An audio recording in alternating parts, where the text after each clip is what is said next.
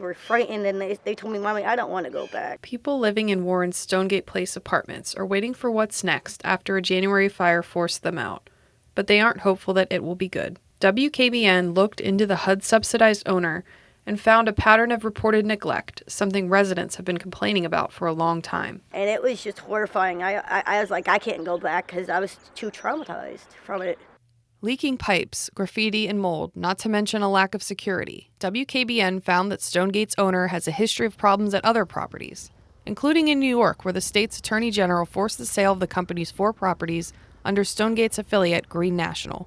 One of the apartment complexes in New York caught city leaders' attention after the murder of a 93-year-old who was killed by an intruder. The suspect stayed in the victim's apartment until police were called for a welfare check weeks later. In Canton, a building there sits vacant, forced into receivership for serious violations. Their inspections, and as they would come back and report, we started to find the horrifying conditions that existed inside the building.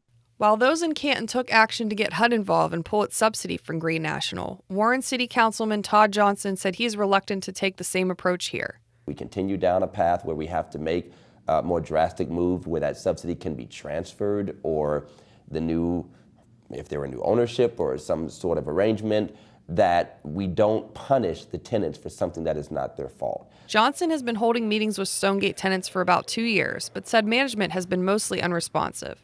City officials and former tenants shared these images of the conditions inside Stonegate. Johnson said the city is looking for ways to increase accountability for landlords.